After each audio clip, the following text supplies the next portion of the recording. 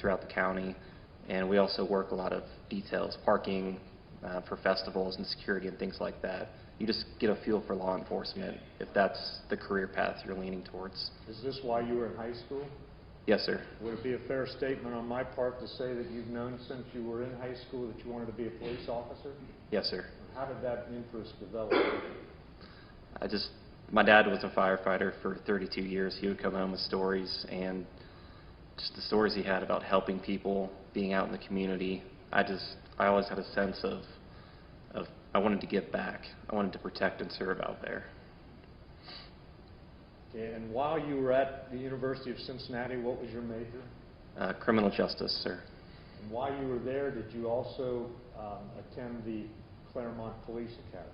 Yes, sir, I did. And is that part of the University of Cincinnati? It's a branch. It's UC Claremont, but it is under UC, yes. Can you explain to the ladies and gentlemen of the jury how that was integrated with your bachelor's program at UC? Yes, sir. So in the criminal justice program for UC, if you do want to become certified as an officer, you can go through, UC has their own police academy. It's UC Claremont College Police Academy.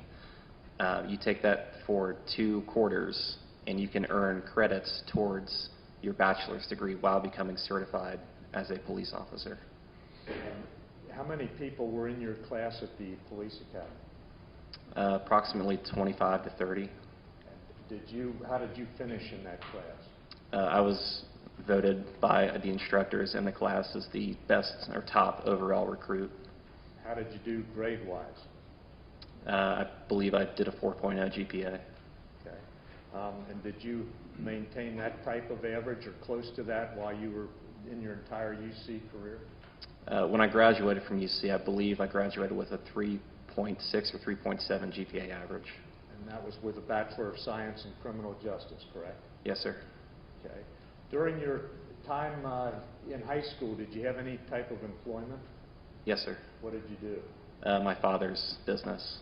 Which is? Construction. And what did you do there?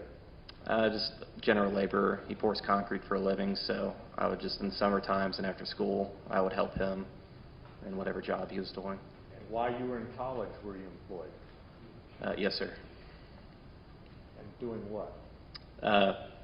Still remaining part-time with my dad's business, and after I became certified as a police officer, I was hired part-time with the Village of Green Hills Police Department. When was that? Getting hired at Green Hills? Yes. That was in April of 2011 while I was still in college. And when did you graduate from college? The spring of 2012, the following year. So following your graduation, did your employment status with Green Hills change? Yes. In the early spring of 2013, I was promoted from a part-time police officer at Green Hills to a full-time police officer. And at some point, you applied to be an Ohio State Trooper, is that correct? Yes, sir. That was in the fall of 2013. Can you tell the ladies and gentlemen of the jury about that process? Yes, sir. That was a rigorous process. I believe a couple thousand people applied, and they only accepted 60 or 70 applicants to go through their Ohio State Highway Patrol Academy up in Columbus. And that didn't work out, correct? No, sir. I went up there for the first day of training and spent the night and into the second day. And while up there, I just had sort of an epiphany that this just wasn't right for me. That the idea of possibly being transferred to another city, Cleveland or Akron or somewhere away from my family by myself, I didn't really like that concept. So I figured before it got too late, I called my chief at Green Hills, and he took me back on as a full-time officer. So you returned full-time to Green Hills, and this was when? This was in the fall of 2013. And for how long did you remain with Green Hills? Approximately until the spring of 2014, so maybe 7 months, 8 months. What happened in the spring of 2014? In the spring of 2014, I was hired on as a full-time University of Cincinnati police officer. And do you remember your start date there? I believe it was April 14th, 2014. And who was the police chief at that time? Police chief, I believe, was an interim chief named Chief Corcoran. And was there eventually a full-time chief hired? Yes, sir, Chief Goodrich. When did Chief Goodrich start, if you recall?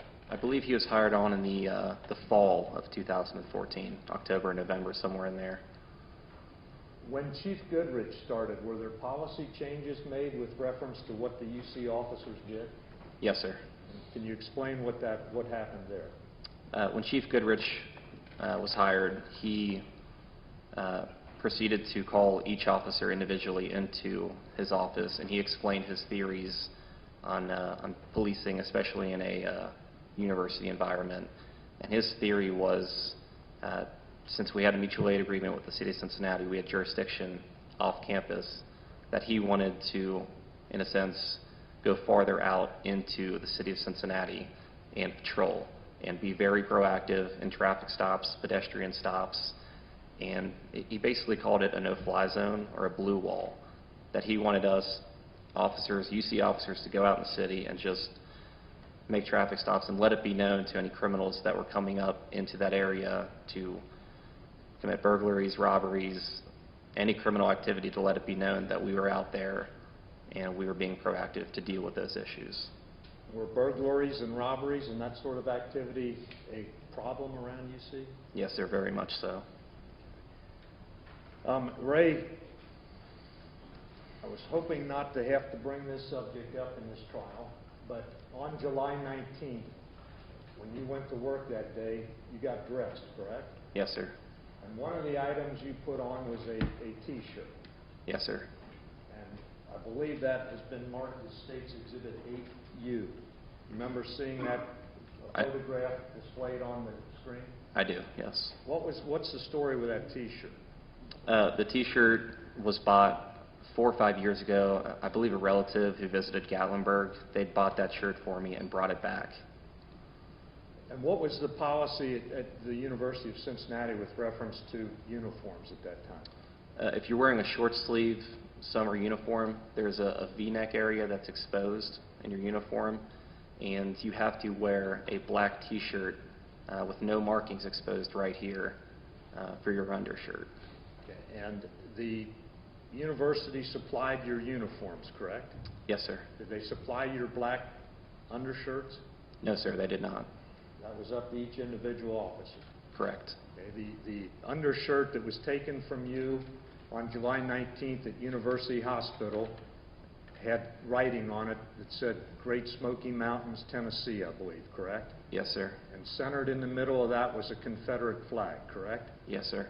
Okay. And does a Confederate flag mean anything to you? It has no meaning to me, no. What was the purpose of did you have any purpose in putting that particular shirt on that day? I had a certain number of black shirts in my rotation to wear for my summer uniform for UC, and you kind of want to wear older T-shirts because when it's hot out in your vest, you start sweating a lot, and your T-shirt gets soaked with sweat. It was just in my laundry basket. I just grabbed it, threw it on. I never looked twice at it, never thought anything about it. It was just a black T-shirt with no markings on the V-neck. Ray, on July 19th, what time did you report to duty? On July 19th, 2015? 3 p.m., sir. And what happened when you reported to duty? When we report for duty, I usually get there a little bit early. I arrive in plain clothes, and I keep my uniform at the department. We have our own locker room. I changed into my UC police uniform. Did you have the black T-shirt on at that time? Yes, sir. Okay. Then what? You changed into your UC uniform and what? Yes, sir. So I changed into my uniform, and at 3 p.m., we have a briefing room in our department, and a supervisor will come in every day at the start of our shift from 3 p.m. to 3:30, and we'll go through a briefing. Basically, it's a blotter of what's taking place that day, any important notices that we need to be aware of, just things of that nature. And how many fellow officers were you working with on July 19th, if you recall? I don't recall exactly. Somewhere around 6 or 7, maybe 8, including supervisors. And UC, as I understand it, had a series of beats. Yes, sir. Set up. Can you explain what a beat is? A beat is a assigned patrol area that is given to you at the start of your shift, saying basically this is where you are going to patrol for your shift. And are those beats off campus or on campus?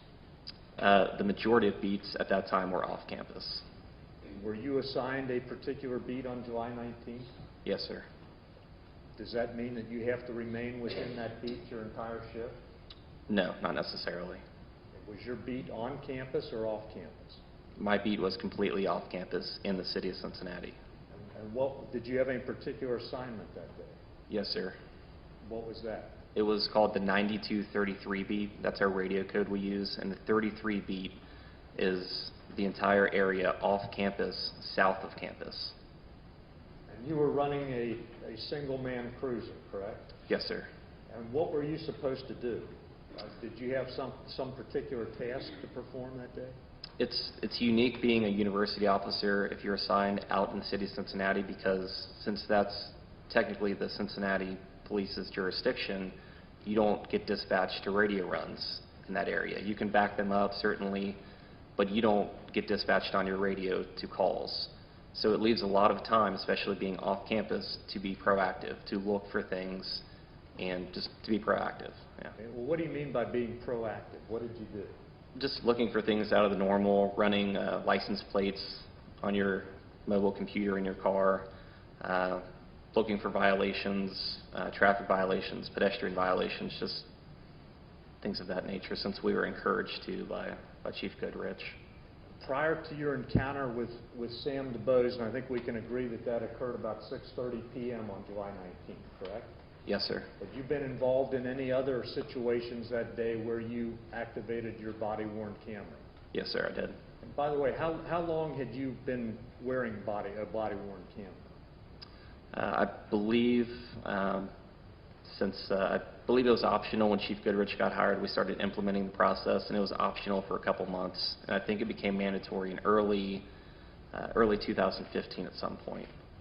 So you were used to wearing it, correct? Yes. And you knew how it operated? Yes, sir. Thank you. At this time, Ray, I would like to hand you what's been marked as Defendant's Exhibit number 3. And ask you if you can identify them. Yes, sir. These are body cam videos from previous interactions or traffic stops on July 19th before my encounter with Mr. DuBose. So those body-worn camera videos that are on that DVD are the ones that you recorded on July 19th after you started your shift, correct? Yes, sir. Judge, with the court's permission, I would like to move that into evidence and have the jury look at that. Any objection? No, Your Honor. Very good. The exhibit.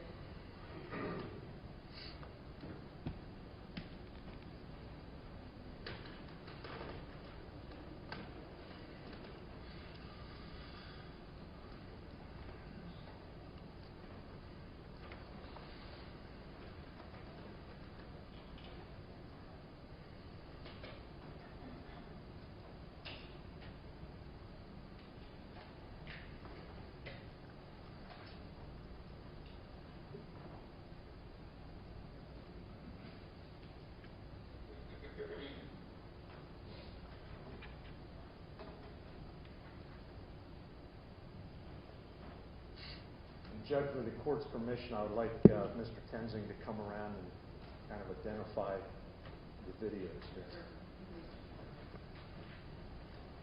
Start with number 1. So you can see the screen.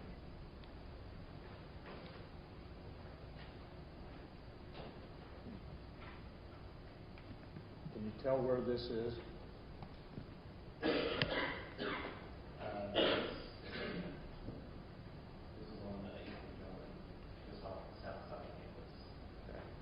Go ahead.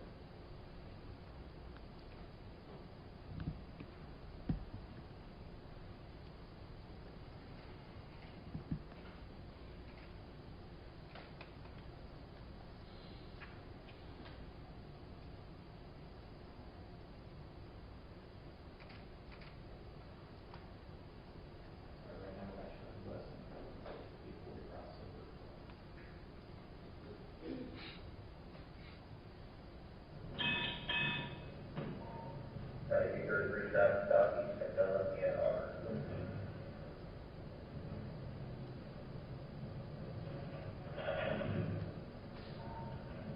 George Mayor Henry, 3202. Outside.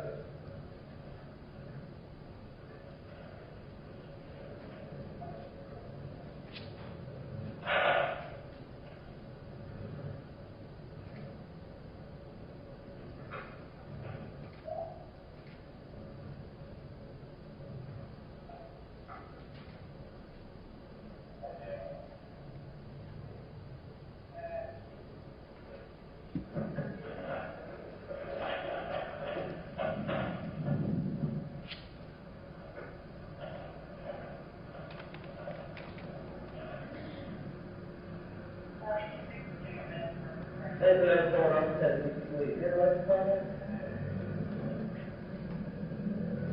Is your car? Okay. The reason I'm stopping you is you front plate on your dashboard somewhere. Okay. Yeah, that's kind of in front of the car, man. No, I tell you, kids with that, they're kind of. I got my eyes on. What's the light say? What's up with the light?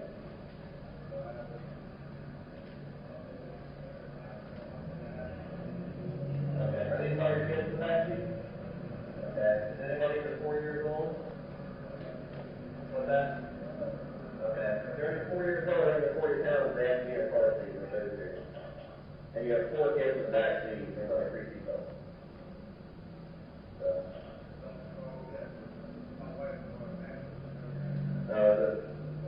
Okay. You can take your car out for me? And the key? Is this the right thing you have to do? Okay. Does she have a driver's license? No? Okay. So, let's take it right now. I mean, you're going to jail or anything. You just take your stuff down. Just get away. Hold on. Go right through here and stop your head for me. And go to face your right, right here. That's why I close here. Give your left hand. Like I said, you're insane, okay? Everything that's due to get taken the other way, alright? And give your right hand here.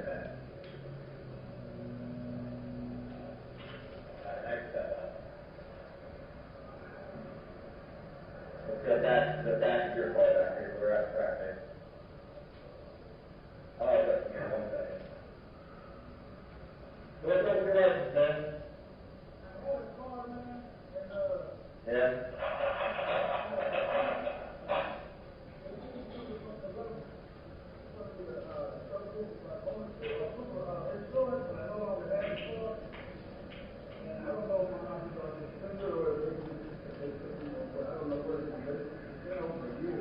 Honestly, you only have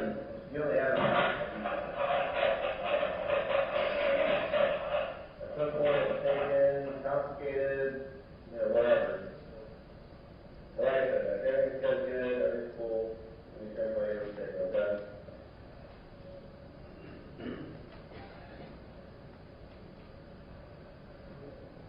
That's where you're going, right?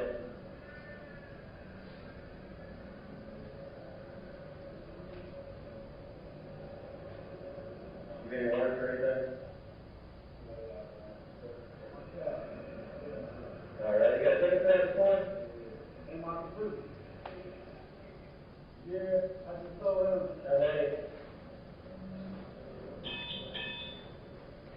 And then you think you had it?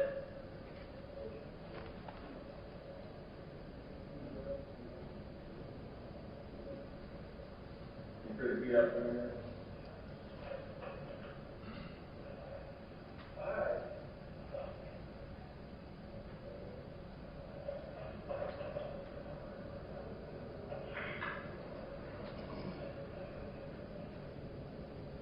Move your head for a second. See, that's wrong with that.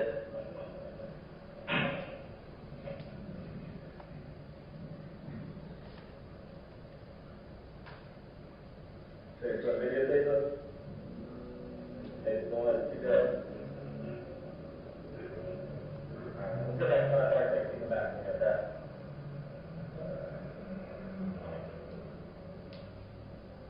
That's right.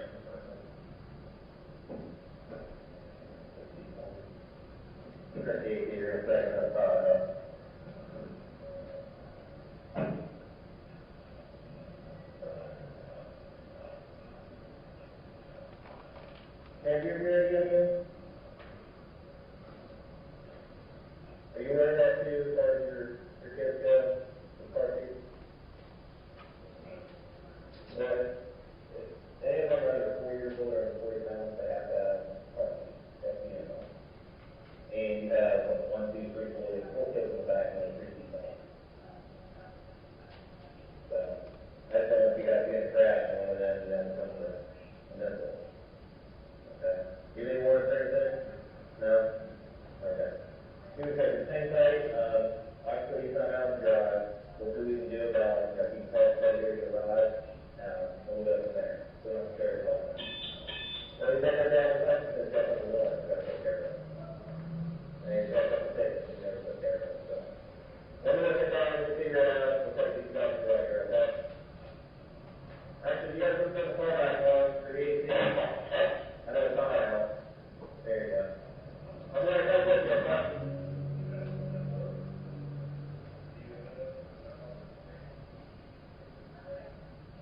Oh, this is something for you. Oh.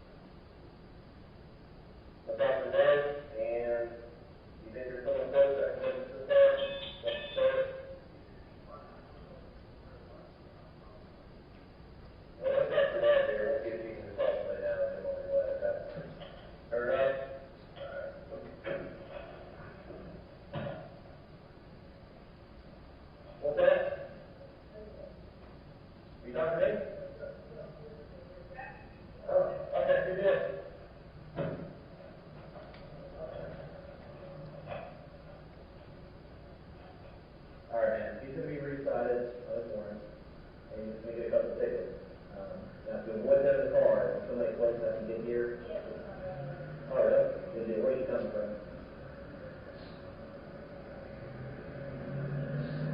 What's up, John? Hey, buddy. I'm sorry. Is that pretty fun? Is she coming by herself or with somebody else?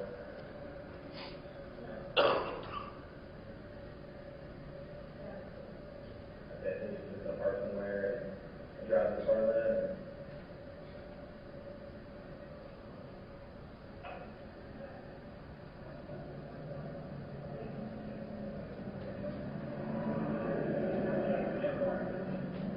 Okay, so yeah, if you can get here in about 15, 20 minutes.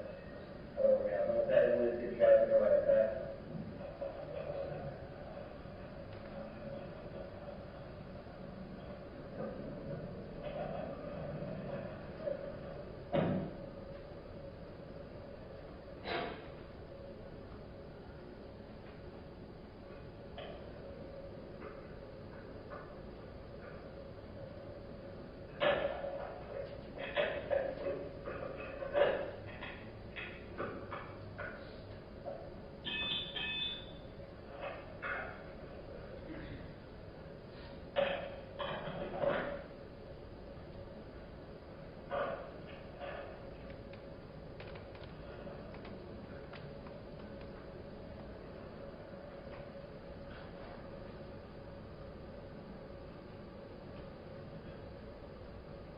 Surrounded with the dead bird.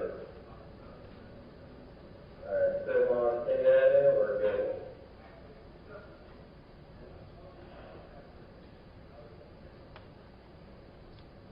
You don't know your address? Does your wife know your address?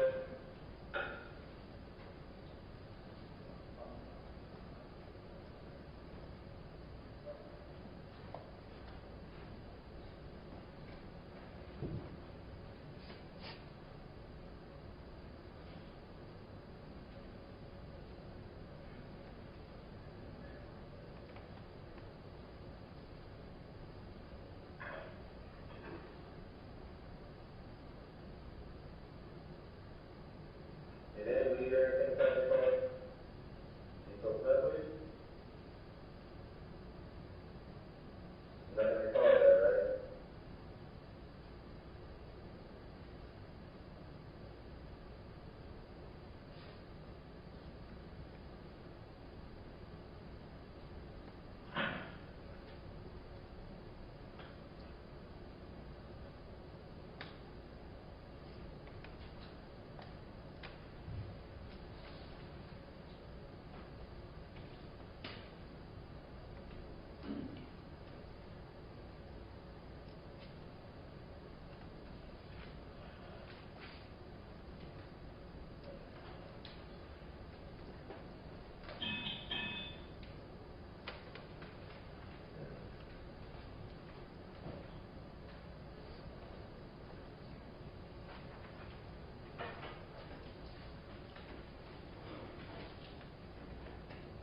So you're under 3 license inspections, 2 license forfeiture, and 1 random selection.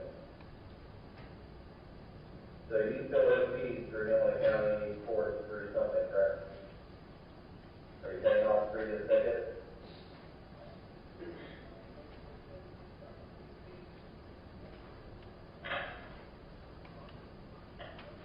Yeah, that's the random selection. That's it.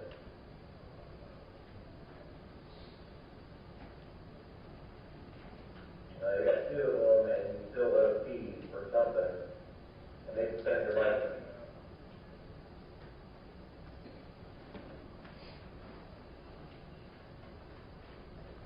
Well, these would be separate fees. Yes, ma'am. Okay. You guys can stay up for a couple minutes if you guys can away.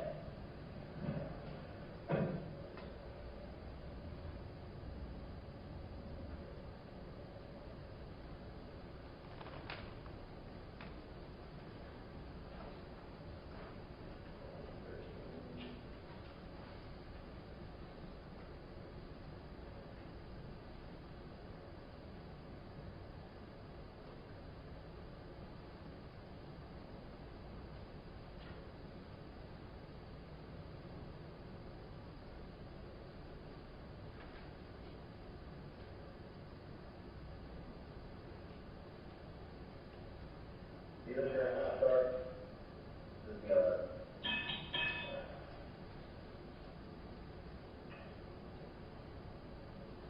There's no engine, no training, isn't that 200 training. I mean, most of these are easy problems to fix, man. You have a job, and you just not afford this, just you couldn't put it there.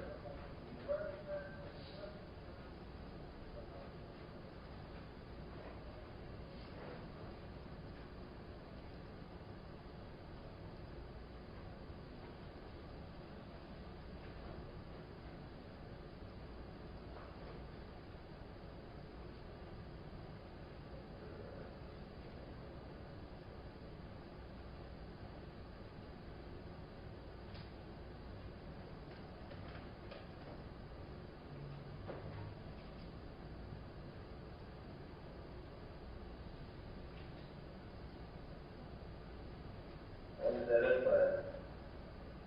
can't afford to get your license, you know, reinstated and all that stuff taken care of. If you spell $4 a week, I'm just saying, man.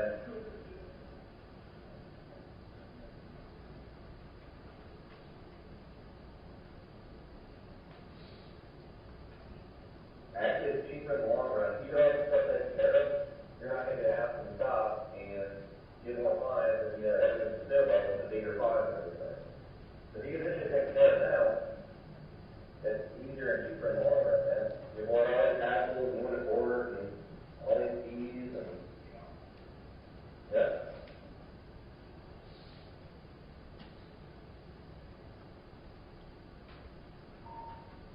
There's new buyers out there, so.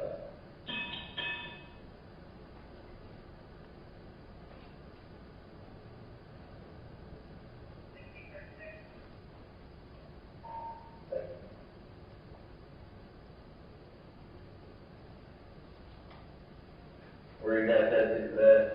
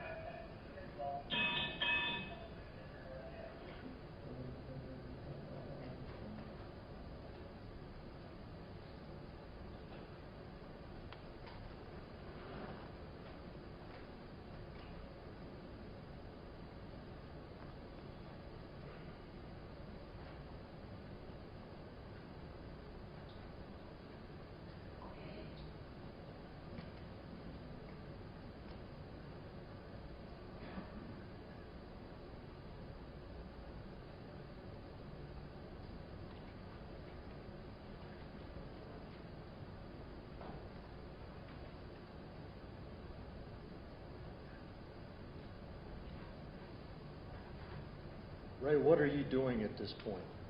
I'm writing out a citation in a three-site misconduct.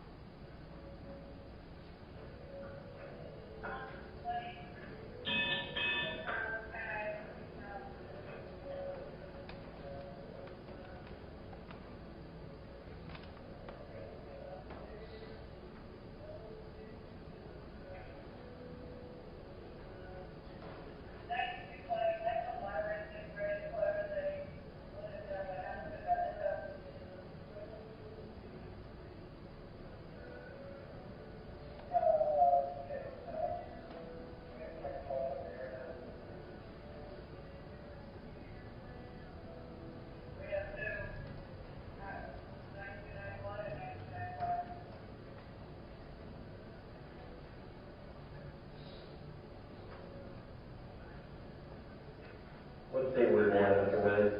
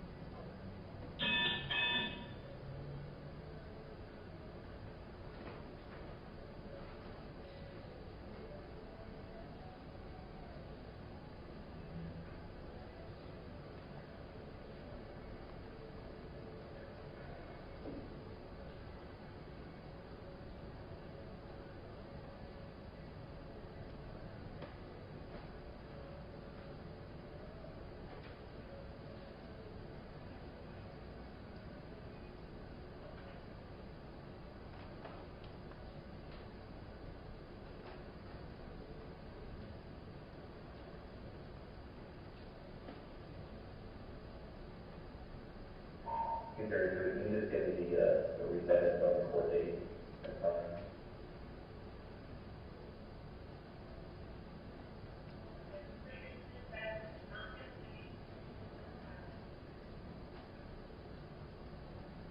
Okay, and once this one last one, I'll send you getting the details of the traffic stop.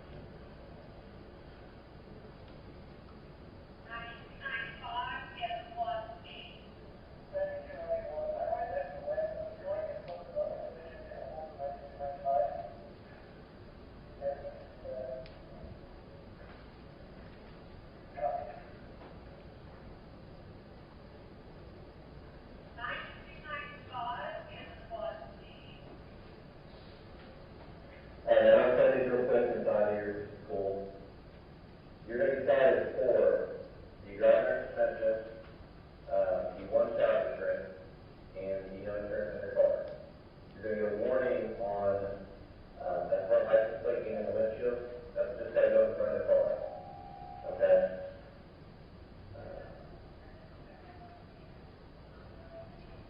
The plates you're getting, you were pretty cool with me, are the license plates. Your car second service, and you're not going to jail. Okay? If you were not happy with me, you wouldn't want to jail for a warrant. And leave. Okay? So this is going to be a mandatory court hearing on August 6th, that's a Thursday. 1 p.m., we're going to be here at the Justice Center downtown. Same thing with your warrant. We court date for that is also August 6th. Same date and time. Same rate. Any questions on that? Can we get the next one? Is this next one a continuation of that one?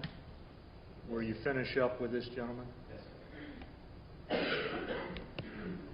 What time was this traffic stop about? This would have been at about 4:30. Get out of the and here we go. All right?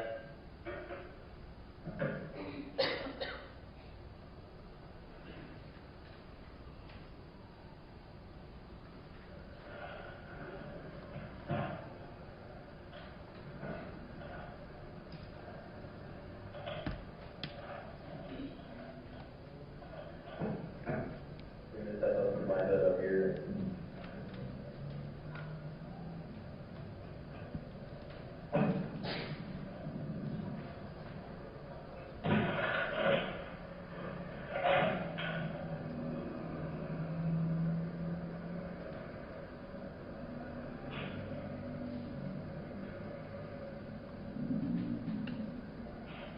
Sunday, we're not going to get just saying that copies of them.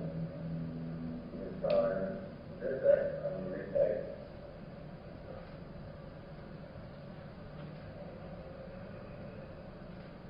And on the top of this right here.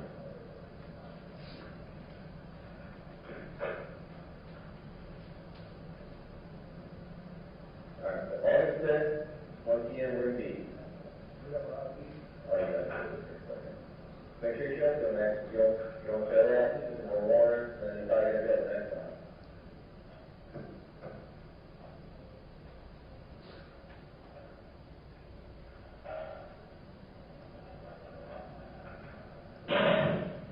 Alright. Make sure you don't drive until you get the stuff taken care of. Okay, insurance, or your license. And do you know you guys do address over on Baker?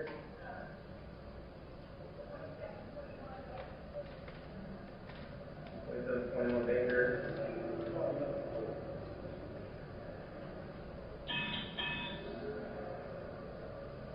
Alright, you're good. I'm going to take a license. Alright, good to take it out, okay?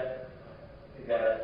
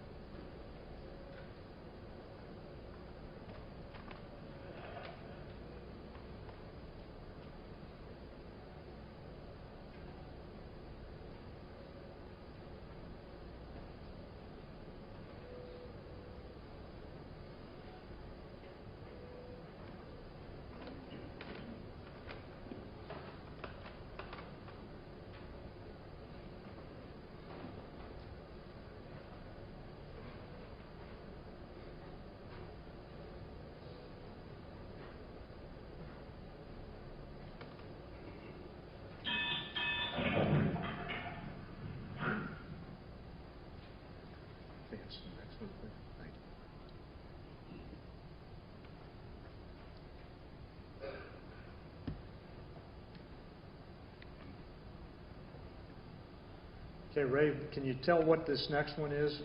I believe I've acted under UCL's traffic stop cases. Okay. This was after the one we just watched, correct? Yes, sir.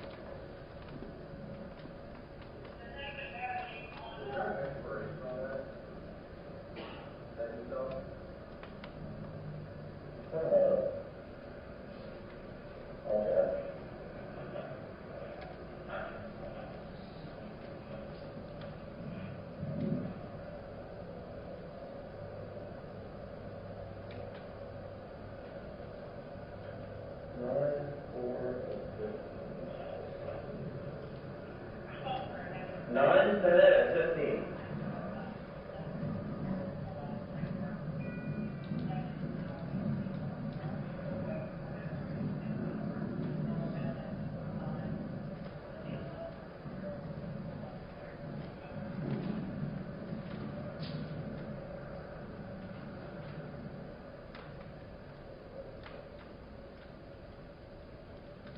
Eight, 4, 7, 2.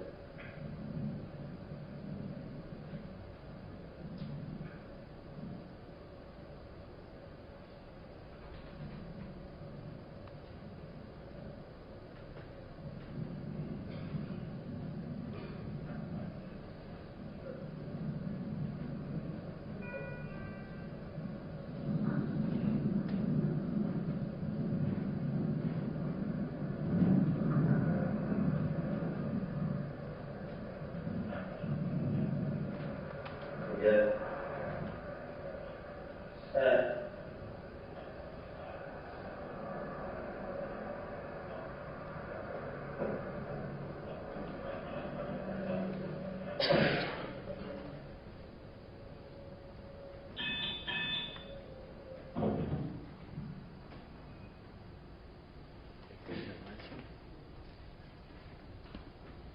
Okay, Ray, before we start this next one, can you tell the ladies and gentlemen of the jury what time this last one occurred? Can you tell from there? This next video, it would have been right at 6 o'clock, around 6 p.m. Okay, go ahead.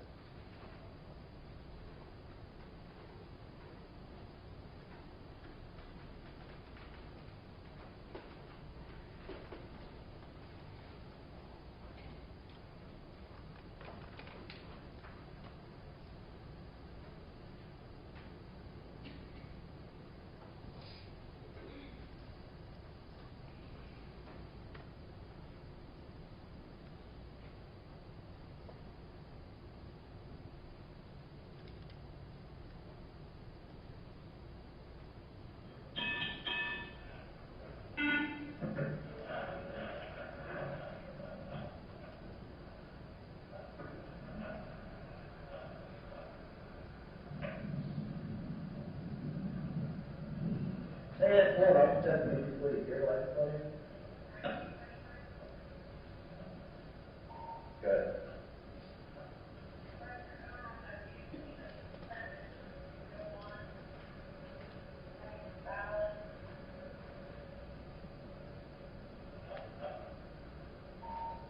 Okay.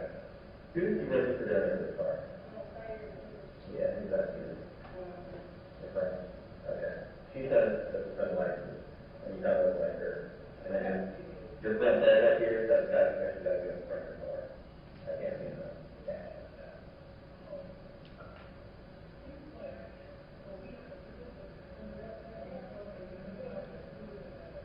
You don't have to do this incident. I'm just saying that's one of the reasons I stopped you. Okay? Actually, you did anything, you said? Cool. You already found your car? I didn't let her out at all. Send it.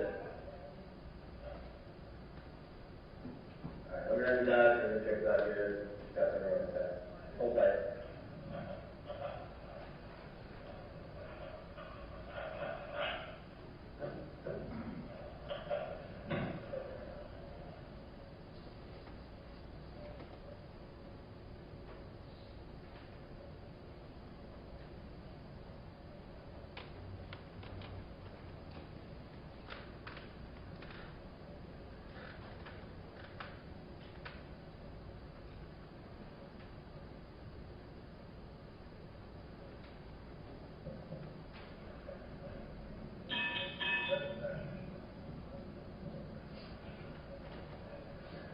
I didn't do that.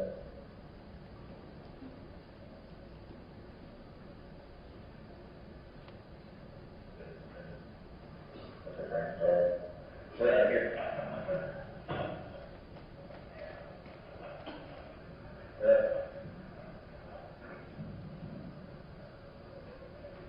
Alright, what? We just got that. Yeah, just keep driving that car to make sure that plate is tied on the front, okay? Otherwise, I'll give you a warning on it, but, alright, that's good night, then. You want to get 6:45? Okay, you may resume your seat.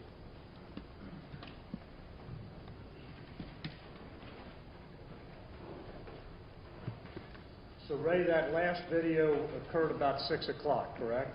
Yes, sir. And a few minutes later, 20 minutes later, you ran into Sam DuBose, is that right? Yes, sir. You were sitting at the intersection of East Hollister and Vine, is that right? Correct. What was your purpose in being there?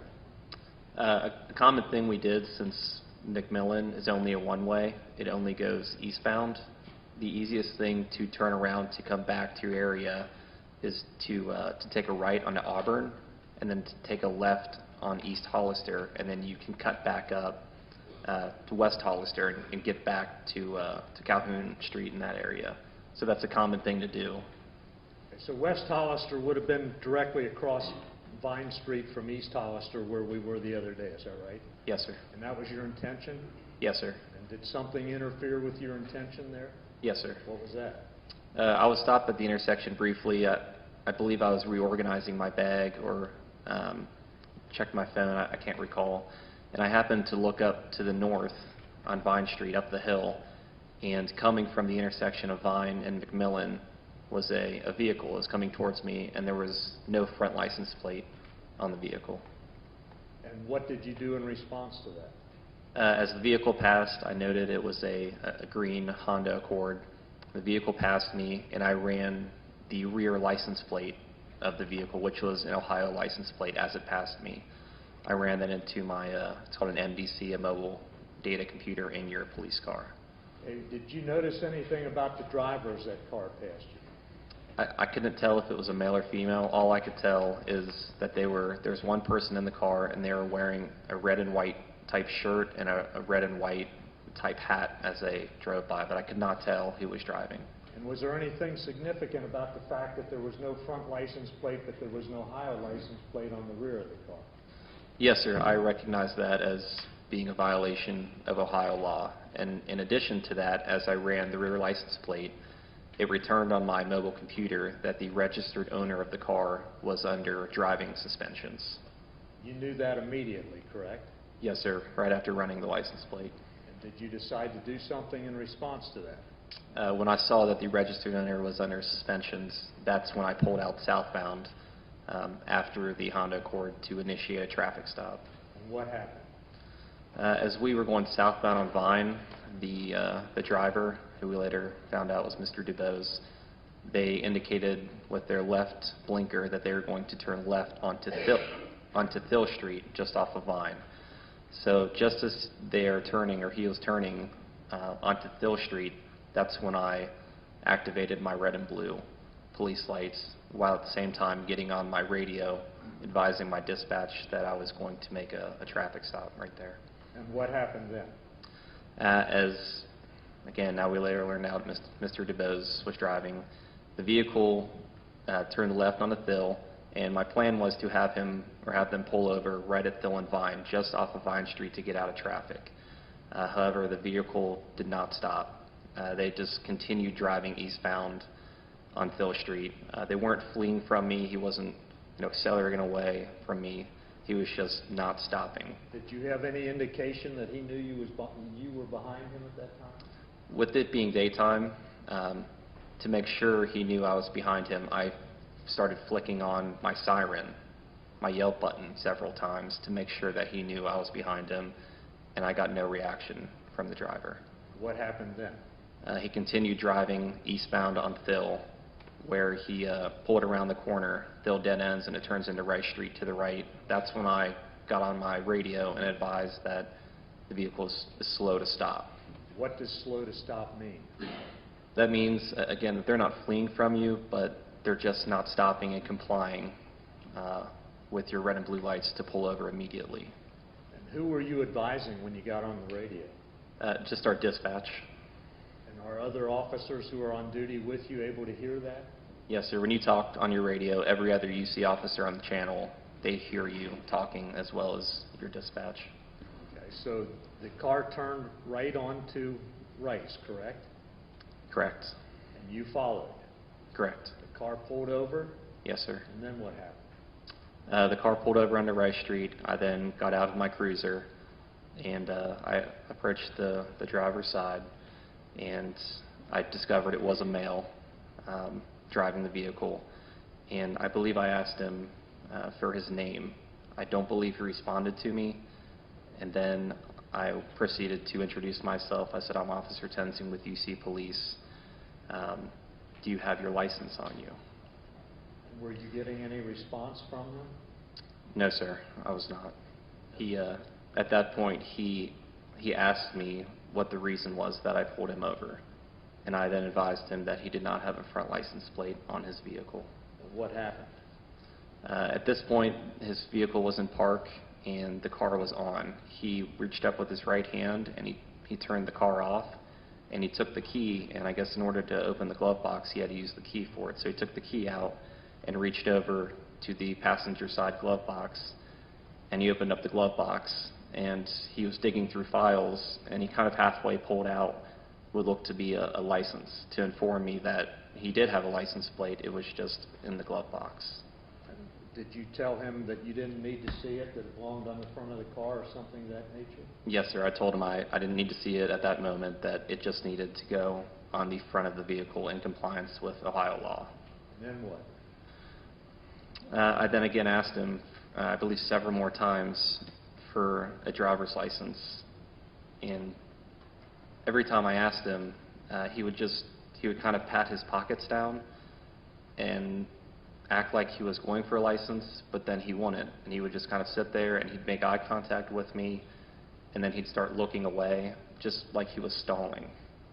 What, if anything, did that mean to you? That set off a couple red flags in my mind. Just how nervous and squirrely, for lack of a better term, how nervous he was acting.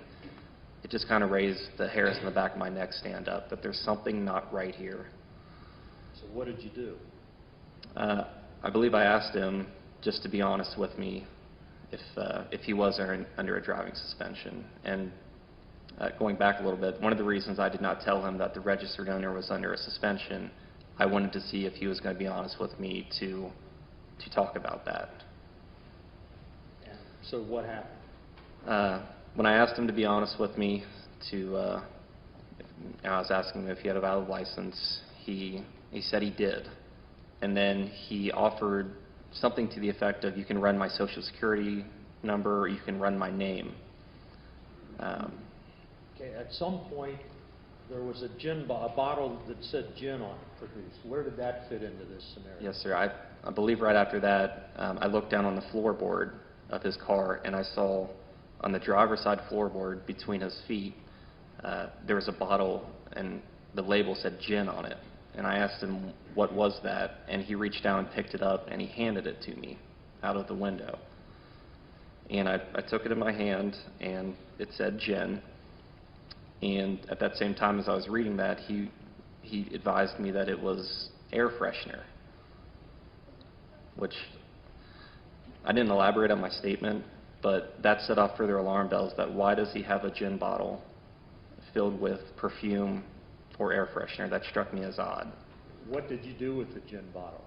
I figured whatever the case was with that I could set that on the roof of his car and go back to dealing with him, because again, he was just so nervous and so squirrely the way he was acting. I wanted to focus on him. Okay, and did the gin bottle give you any hints about, did that concern you at all, about his condition?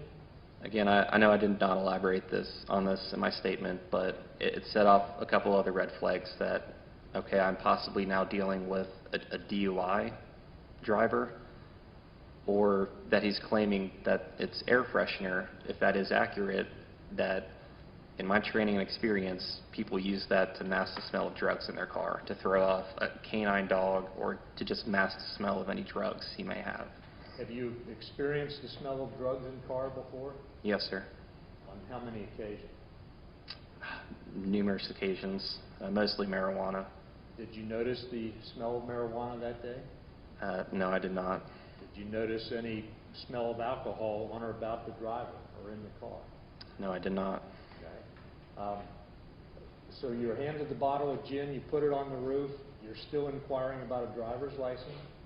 Yes, sir. And when he asked me, or he offered to have me run his name or social security card, again, the way he was acting so nervous, I felt like he was trying to just get me away from him, that was a reason that I could turn my back and walk back to my police car and leave him alone, and I did not want to do that. Why not? Just the way he was acting for a traffic stop, that normal people just don't act that way. Just how nervous he was acting, it was setting off alarm bells in my head that there was something not right here. Was that different from the stops that you had been involved in even earlier that afternoon? Yes, sir, it was. So what did you do? At that point, since I could not identify who he was, I asked him, or I believe I told him that until I can figure out who you are, go ahead and take your seatbelt off. And at that time, I reached with my left hand to open his driver's door. And what was your purpose in doing that? My purpose was to go ahead and detain him and my plan was, well, backtrack a second, I was taught by Scott Hughes to handcuff drivers in the driver's seat, to actually handcuff them, as you saw in the previous video, while they're sitting in the car, to get them out after you handcuff them out of the vehicle. My plan was to open the door and do the exact same thing with Mr. DuBose. And what happened? Well, as I opened the driver's side door, he immediately reached up with his left hand and he pulled the door back shut. And simultaneously with his right hand, at this point, the keys were back in the ignition. Do you know how or when they got back in the ignition? I think at some point during our conversation, he took the keys back in the glove box and just stuck them in the ignition without turning back on the car. And why did you not ask him to give you the keys? That was my plan eventually when I was going to open the door, is before I handcuffed him to just hand me the keys, just like the previous stop, set them on the roof or the dashboard. You never got that far, correct? I never made it that far, no.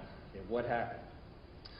So as I'm opening the door and he's, with his left hand, he's pulling it shut while simultaneously starting the vehicle with his right hand. And he was successful in pulling the driver's door back shut on me.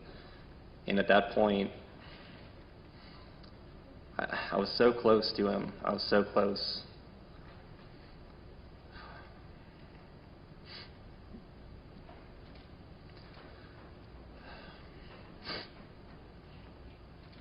I was so close, I could see, I was just so close to his keys, I thought I had a good chance to knock the keys out of the ignition, to grab them, to stop him from going anywhere and to regain control of them. I thought I could beat him to it. What happened?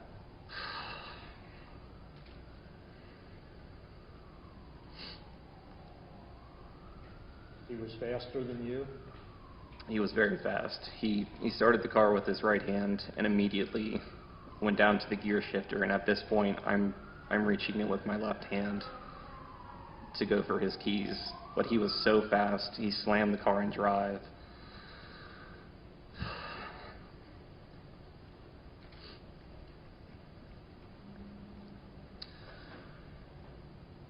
He slammed the car in drive and he just...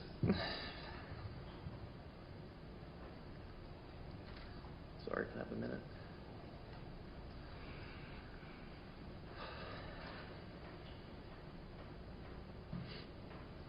Thank you.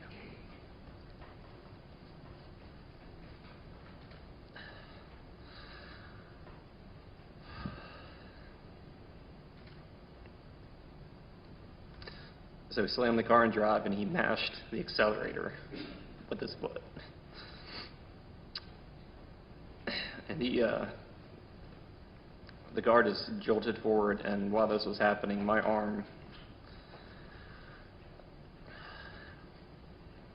left arm was still inside the car. And I thought I had reached through or near the top of the steering wheel, I'm not sure. But as the vehicle started rocketing forward, I felt my arm somehow stuck in the car.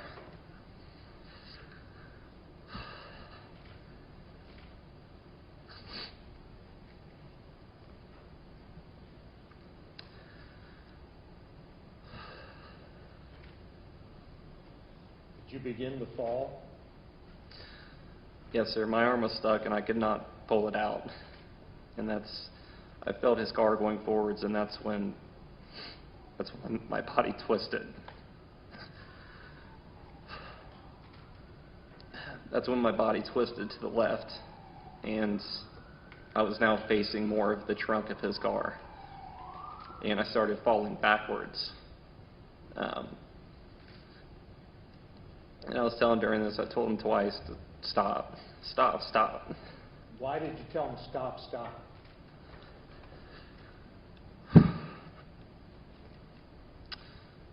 I wanted him to stop the car. You perceived that the car was in motion? Yes, sir. You were falling? I was falling backwards, and the left side of my body had kind of fallen against his driver's side door. I was falling backwards as he's just got his foot mashed in the accelerator. and I could feel his car turning left into me. So I'm falling backwards, and I'm falling lower and lower.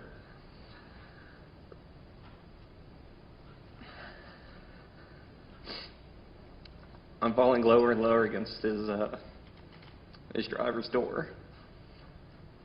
I remember thinking, oh my God,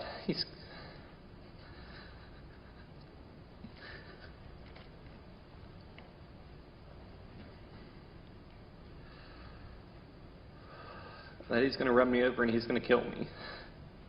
And that he's actively dragging me with his car right now, and my arm is stuck in there, and I cannot get it out. And he's turning left into me with his car. He's got his foot mashed in the accelerator, and his back tire is going to run me over. Is that when you drew your weapon? Yes, sir. Fired? That's when I drew my gun with my right hand. And again, I was falling backwards against his car. He was going forwards. I was facing his trunk, and I was completely off balance at this point. And I just remember thinking, oh my God, he's going to run me over and he's going to kill me. And I just instinctively just drew my gun, and I was so low, all I could see was really just his upper body, his head area, and that's when I reached up and fired towards him, towards his head. You heard Grant Fredericks testify the other day that you were standing up when you fired. No, sir, my perception at that point is I was falling backwards against this vehicle, completely off balance, as he was just rocketing away in his car. I believe Mr. Fredericks testified the other day that you never came into contact with the car. Do you remember that?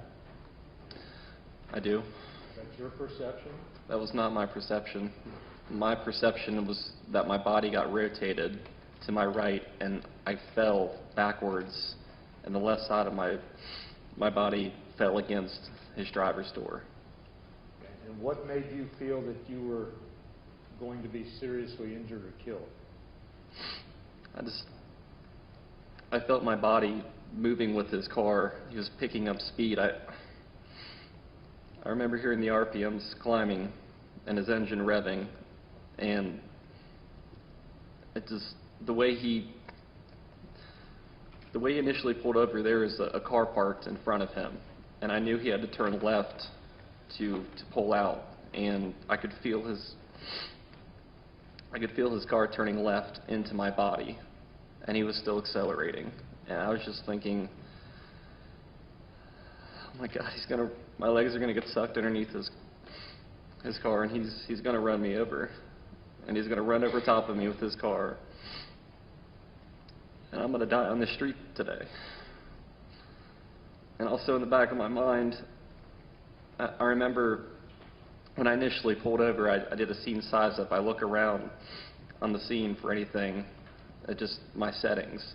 And I remember on the other side of the street, there was a guardrail with metal I-beam posts sticking up. And they were facing the street. So as I felt my body being dragged and his car turning left into me, in the back of my mind it just said guardrail, that he's steering you towards that, and he's going to scrape you off the side of his car on that guardrail. And This all happened in a split second, correct? it happened very fast, yes. How were you able to have all those thoughts? Can you explain that? They flashed just very quickly. I feel my body getting dragged, guardrail, it's going to run me over, and it just happened. Ray, did you have any less lethal weapons with you than your gun that day? We only carry mace and a baton. We're not allowed to carry tasers at all. You were not equipped with a taser, correct? I didn't have a taser, no. At some point you disengaged from Mr. DuBose's car, is that right? Yes, sir. Do you know when that was or where you ended up? My perception during this is immediately after I fired the shot, that at that point my arm was still caught, and and right after the shot that my arm became somehow free from whatever was trapped, or whatever way it was trapped in or around the steering wheel. Again, I'm not sure how it was. I just know I could not get it out and free it. So right after the shot was fired, my arm became free, but his vehicle was still accelerating hard. He was just rocketing forward, again, turning into me still. And I was still completely off balance, falling on my back, and I just remember just trying to grab for anything with my left hand to keep my body upright. Just I grabbed towards the seatbelt or his chest just to keep from falling backwards and getting sucked under his car, just trying to hold on for dear life.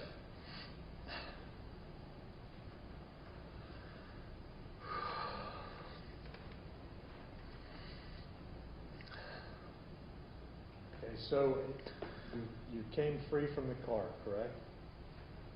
Yes, sir. And do you know where you were with relation to where you had started out? I had some idea that I was farther up the street.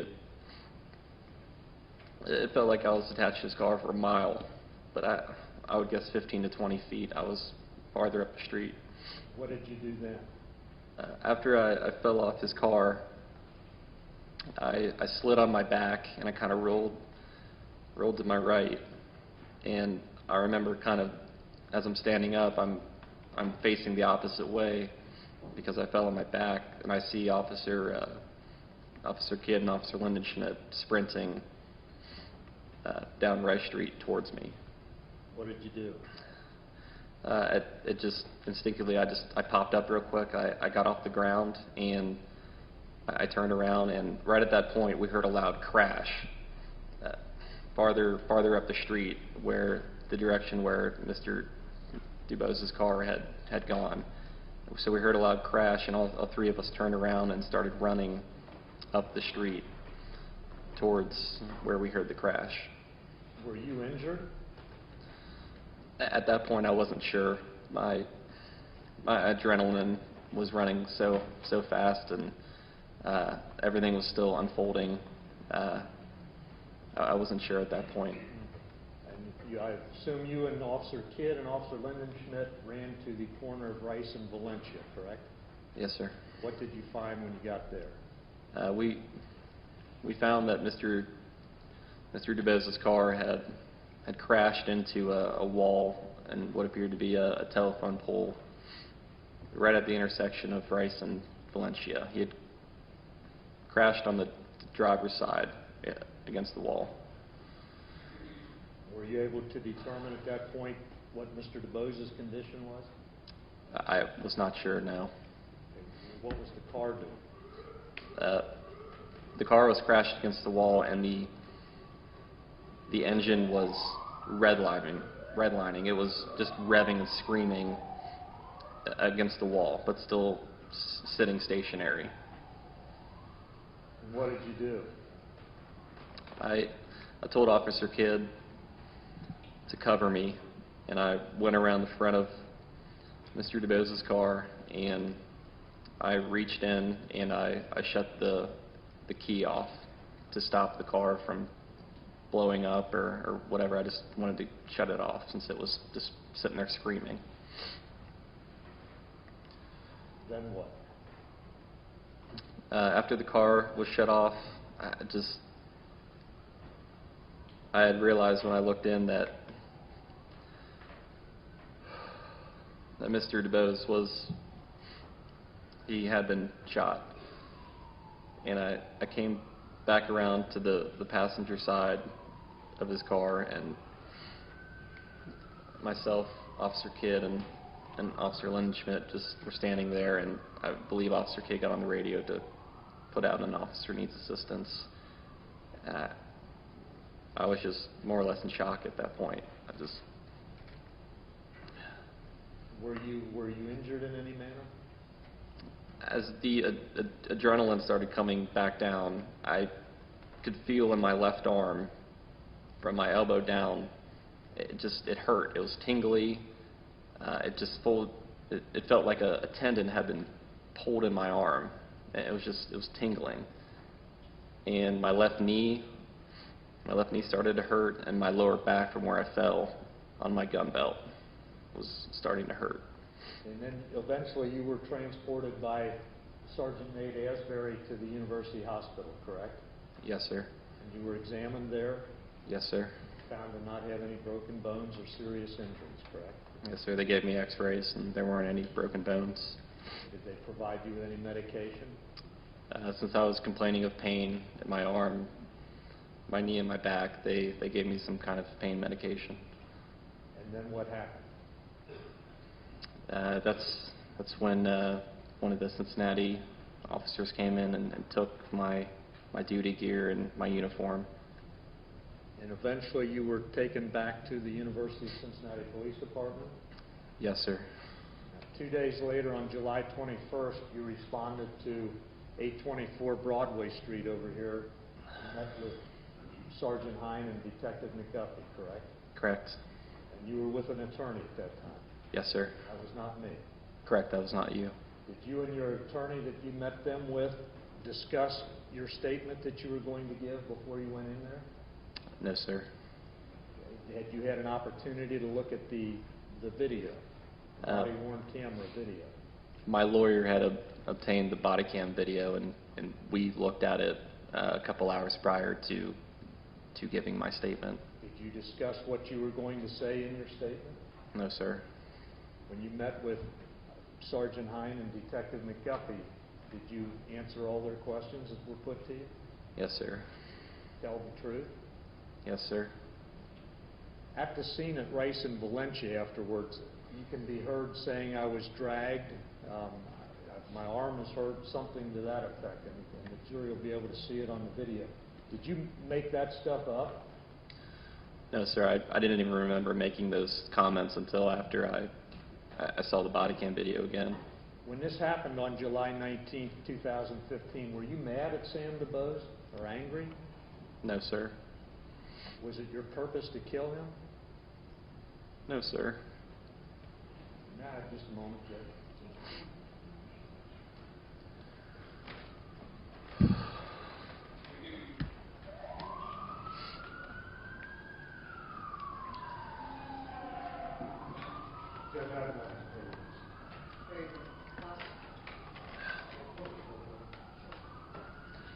Ladies and gentlemen, we'll take a brief recess. Remember, the admonition do not discuss the case among yourselves, do not allow anyone to discuss it with you, do not be one more distracted about the case is finally concluded.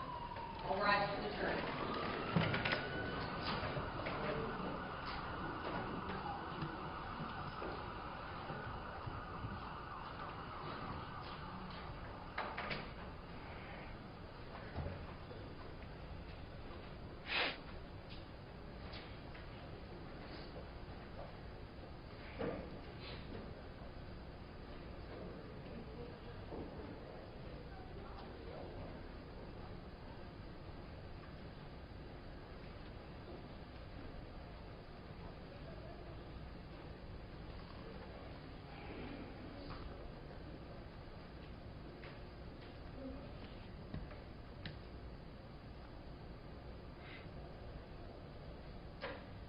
You may be seated.